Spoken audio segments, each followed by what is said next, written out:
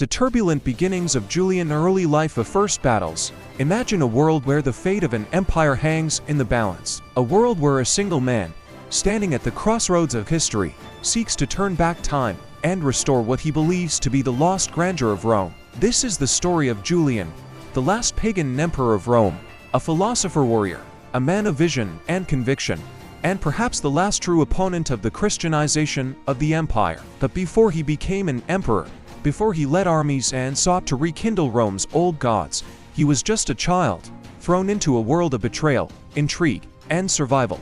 Julian was born into one of the most powerful yet dangerous families in Roman history. As the nephew of Constantine the Great, his lineage alone marked him for greatness, but also for peril.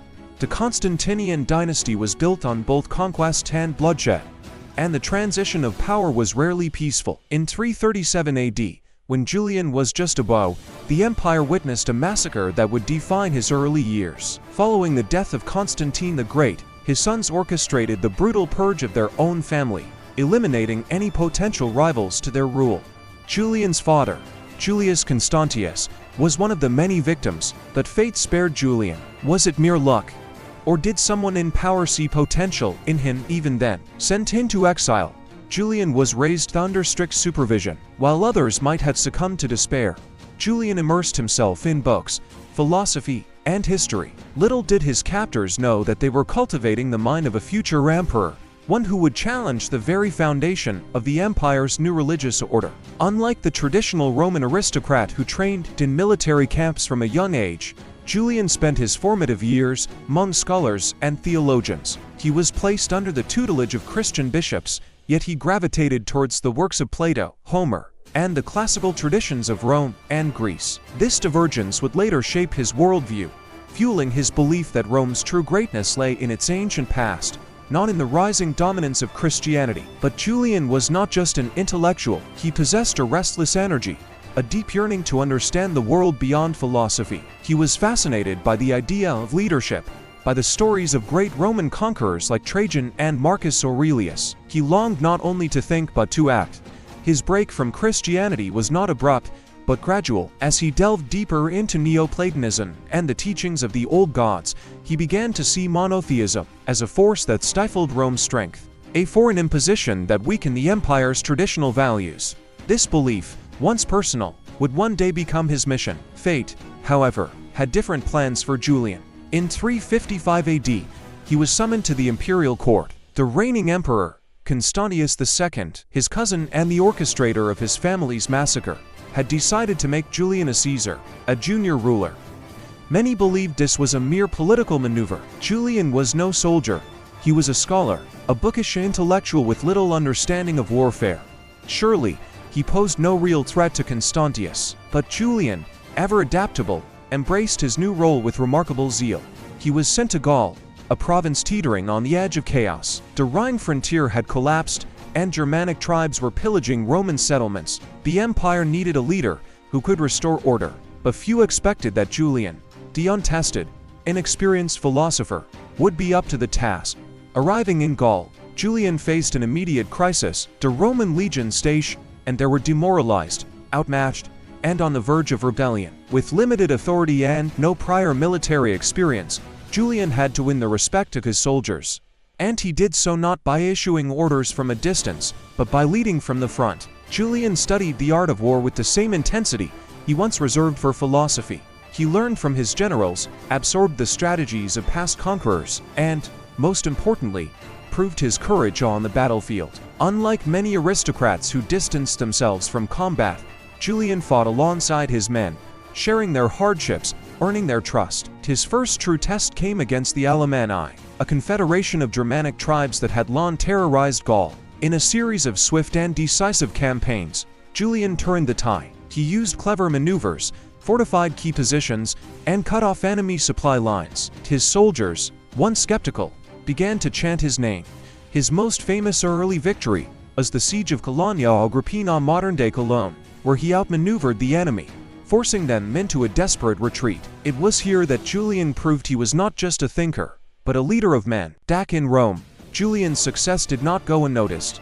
Constantius II, initially dismissive of his cousin, now saw him as a potential threat. Tower, after all, was never secure in the Roman world, and a successful general was always a dangerous one. Constantius began maneuvering to undermine Julian, limiting his authority and withholding reinforcements. But Julian had already won the loyalty of his legions. He was no longer just a pawn in the emperor's game.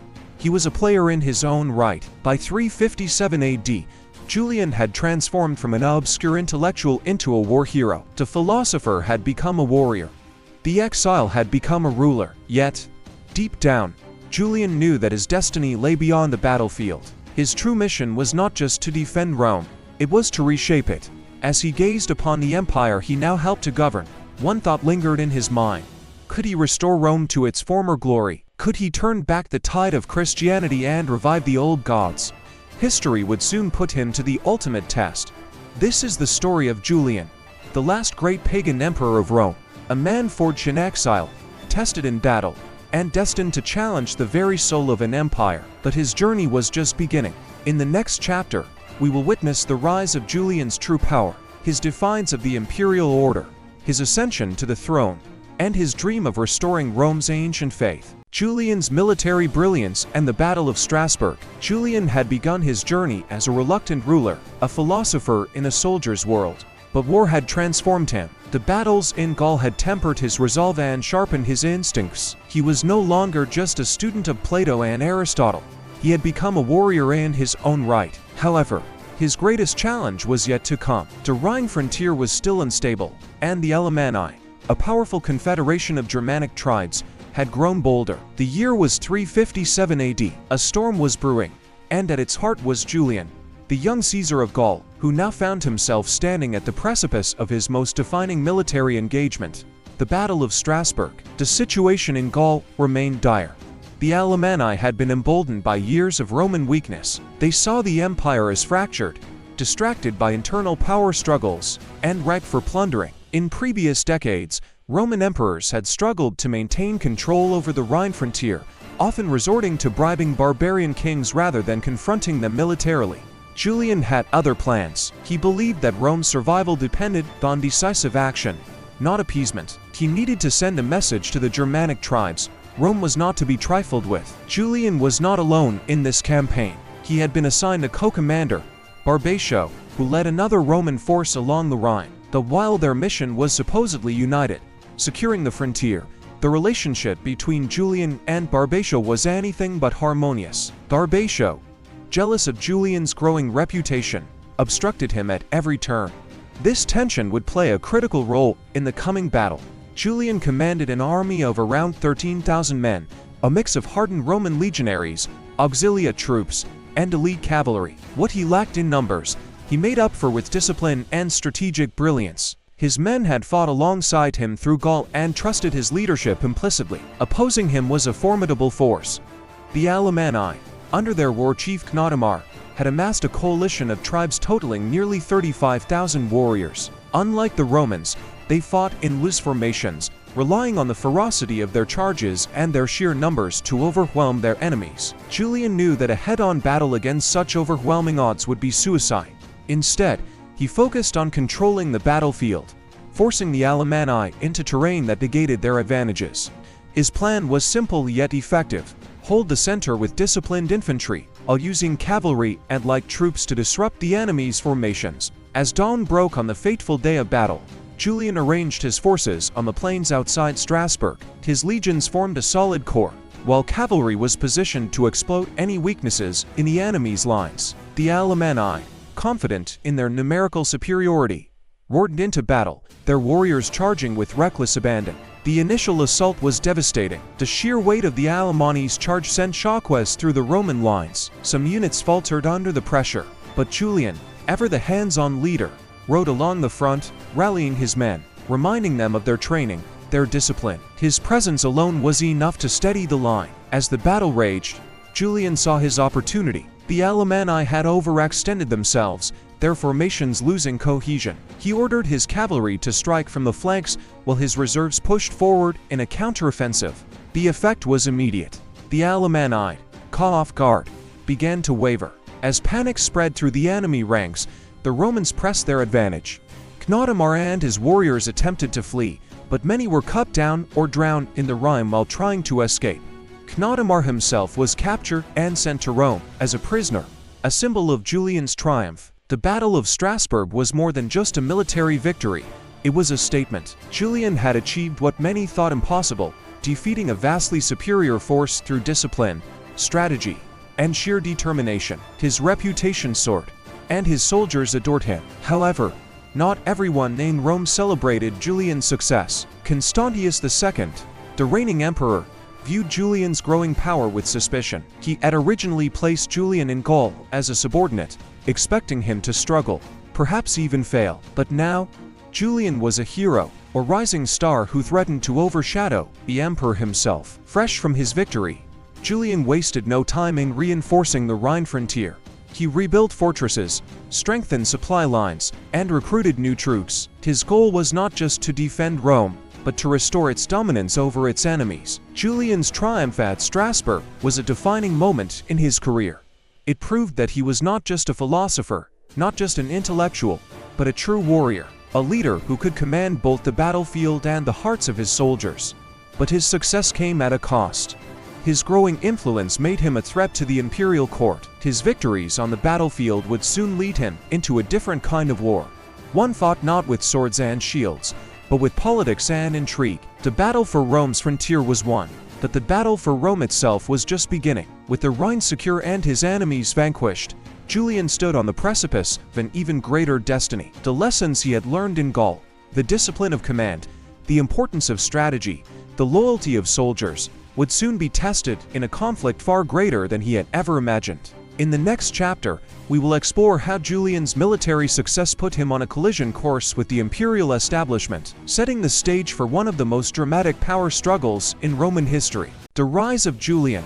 From general to emperor, Julian had proven himself in battle. The victory at Strasbourg cemented his reputation as a formidable general, a man whose intellect and courage could shape the fate of Rome. But military glory was one thing, political survival was another. The empire was still ruled by Constantius II, a paranoid and calculating emperor who had placed Julian in Gaul as a mere figurehead, expecting him to fail. Instead, Julian had thrived, earning the love of his soldiers and the admiration of Rome's citizens. Now, he faced a new battle, not against barbarian hordes, but against imperial politics, court intrigue, and the looming shadow of civil war. Julian's success was a double-edged sword. While his victories stabilized the western frontier, they also made him a potential rival in the eyes of Constantius II.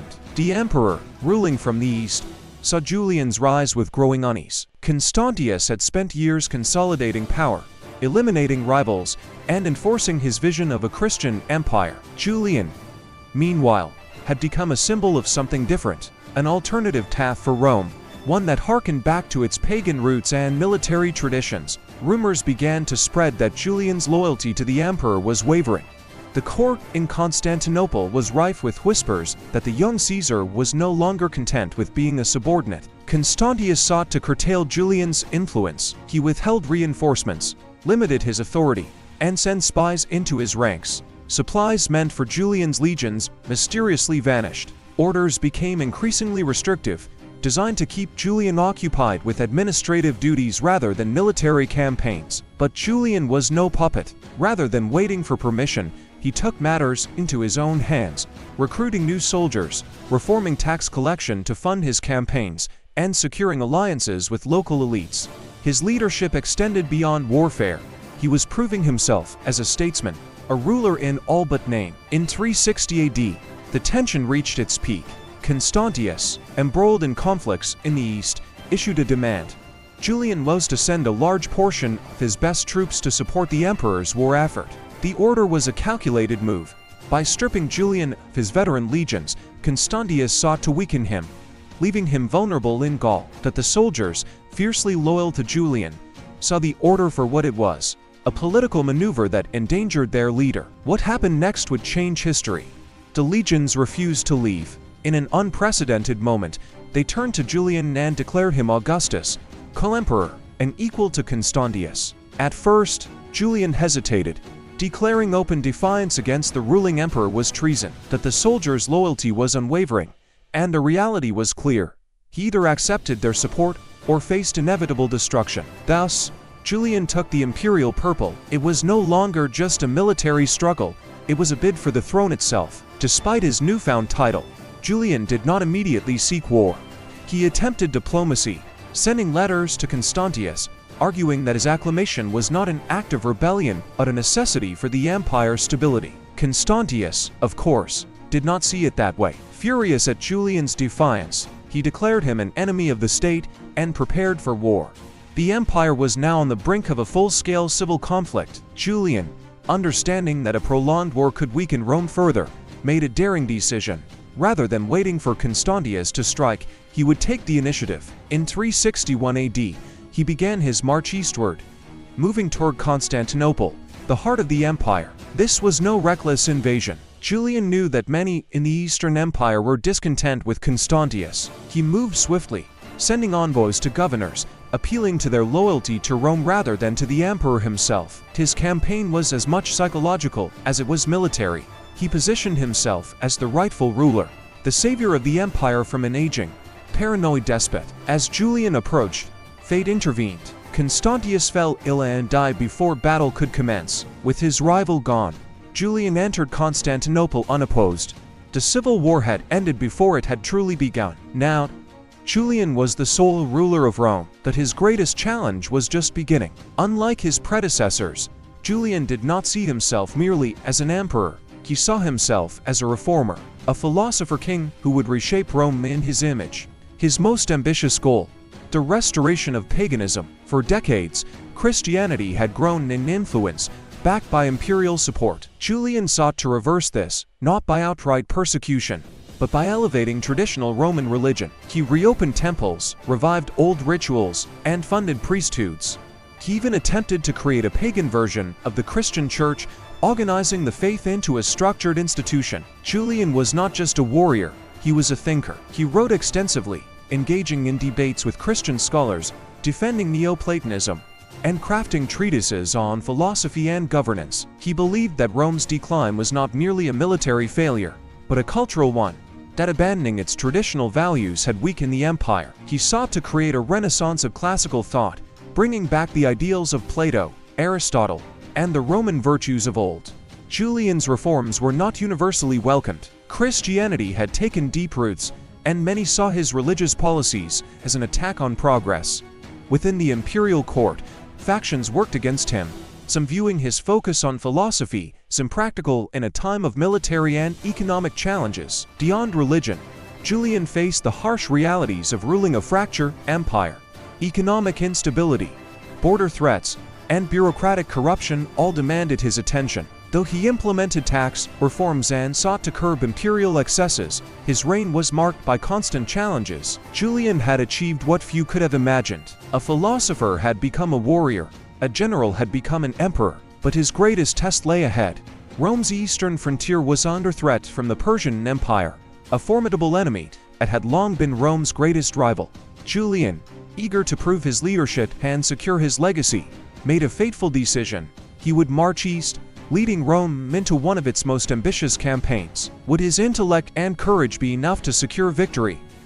Or was he marching toward his doom? Join us in the next chapter as we explore Julian's final campaign, the Persian expedition that would define his legacy and seal his fate. The Persian campaign and the tragic end of Julian. It was an era of crossroads, a moment where destiny balanced on the edge of a blade. The Roman Empire, standing at the height of its military prowess yet crumbling from internal strife, was about to witness the final chapter of its last pagan emperor. Emperor Julian, the scholar-warrior who had fought his way from a mere Caesar to sole ruler, now sought to cement his legacy not just in Rome, but in the annals of world history. But was this his greatest ambition or his greatest mistake? His decision to invade Persia was not just a military endeavor. It was a statement, a declaration that Rome still had the power to expand, to conquer, to reclaim the glory of its ancestors. And yet, in the vast deserts and treacherous terrain of the East, he would find not the triumph he sought, but a fate that would change the course of history forever. Julian's decision to invade Persia was not a sudden impulse. It was the result of decades of conflict between Rome and the Sassanid Empire. Since the days of Emperor Constantine, Rome had struggled to contain the Persian threat. Julian saw himself as the heir to the great Roman conquerors, Alexander, Trajan, and even Caesar himself. If they had pushed eastward, why shouldn't he? But beyond the allure of conquest, there were political calculations at play. Julian had spent much of his reign reversing the pro-Christian policies of Constantine and his successors. However, he needed a distraction, a glorious military campaign that would unite the empire under his banner, silencing both his religious and political opponents.